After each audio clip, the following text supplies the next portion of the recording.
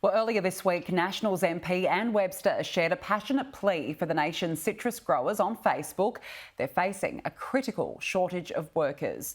There are not enough workers available to pick this season's bumper crops, leaving the ripe fruit to simply rot away on the ground.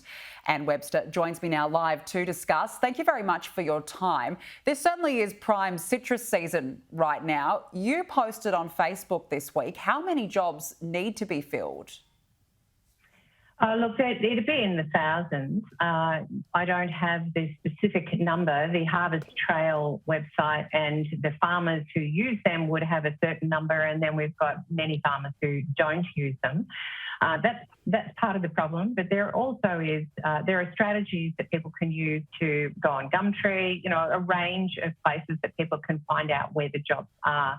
I've certainly posted on my post, which now has 6,500 shares, which is phenomenal, where people can apply. And the farmers here are absolutely desperate. We've just been through this, Danica, with the stone fruit season.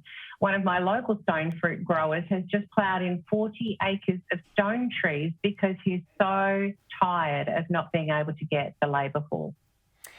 There's some extraordinary stories coming out of the regions right now. I was in Gunnedah recently speaking to a citrus farmer, and he is exhausted by the fact that he can't get pickers.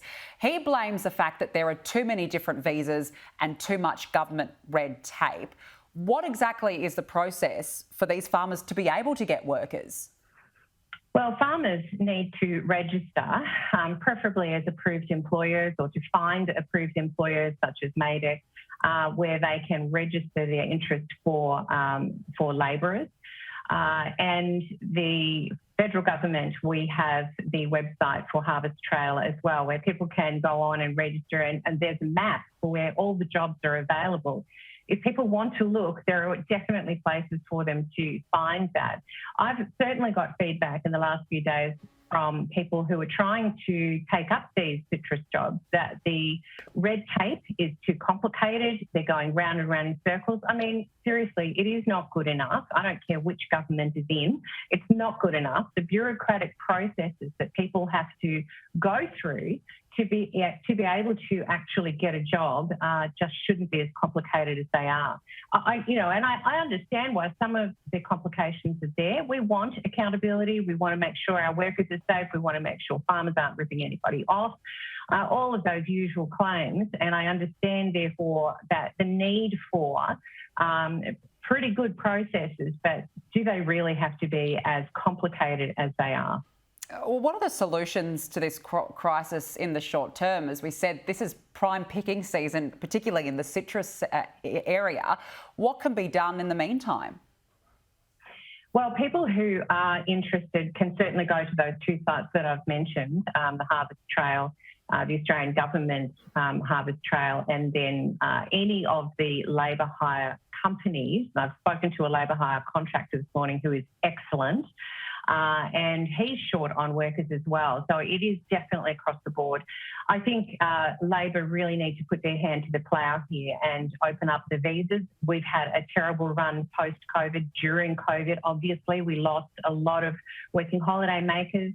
Some are still not confident to come back to Australia. That's another issue.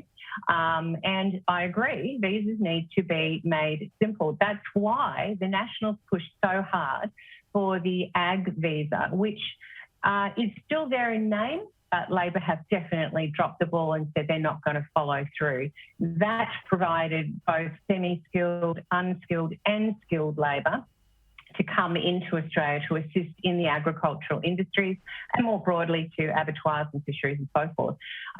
We absolutely need workers to come in. The 3.9% of unemployed are not necessarily suited to going out and picking these crops. People who are going out there, the farmers have told me they're paying $40 a bin at the moment. They can do, I don't know what it is, 10:30 to 4:30 in the afternoon, 6 hours, and pick 10 bins and make $400 a day. That's pretty extraordinary, and it certainly made people think about taking this on as a job. The fact is that it is a seller's market in terms of the labourers themselves can almost set the figure. And fortunately, the prices, export prices in particular, are good enough for farmers to be able to offer a good wage. What sort of an impact is this having on the crops themselves? What are you hearing? Well, I mean, the problem is we've just been through this, and with our stone fruit industry, who literally ploughed in, I can't tell you how many acres, just acres and acres of incredibly good fruit. While Mr Albanese, our new Prime Minister, is out there saying he's going to feed the world, what we need is for the fruit to be picked so that it can feed the world and it can feed Australian families.